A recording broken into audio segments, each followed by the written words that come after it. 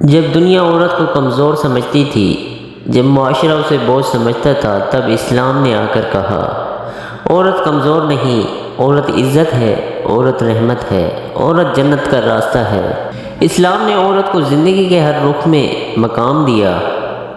ماں کے روپ میں فرمایا، جنت تمہاری ماں کے قدموں تلے ہے، یعنی عورت صرف ماں نہیں، وہ جنت کی کنجی ہے۔ بیٹی کے روپ میں فرمایا، جو اپنی بیٹیوں کی پرورش محبت سے کرے، وہ قیامت کے دن میرے ساتھ ہوگا، یعنی بیٹی بوجھ نہیں، رحمت ہے۔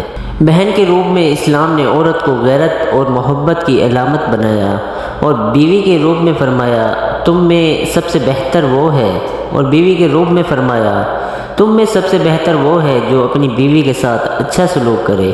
اسلام نے عورت کو دیا وراثت کا حق، تعلیم کا حق اور عزت کا حق۔ اسلام نے عورت کے جذبات کو سنا، اس کے احساسات کو سمجھا اور اس کے احترام کو ایمان کا حصہ بنایا۔ افسوس، آج ہم انہی تعلیمات کو بھول گئے ہیں۔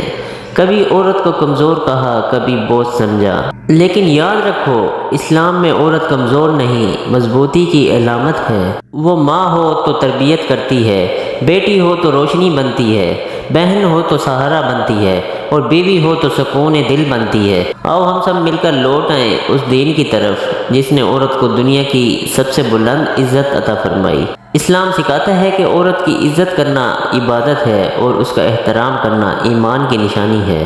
آؤ آج سے ہم عہد کرتے ہیں کہ عورت کی عزت کریں گے، اس کا احترام کریں گے اور دوسروں کو بھی یہی سکھائیں گے۔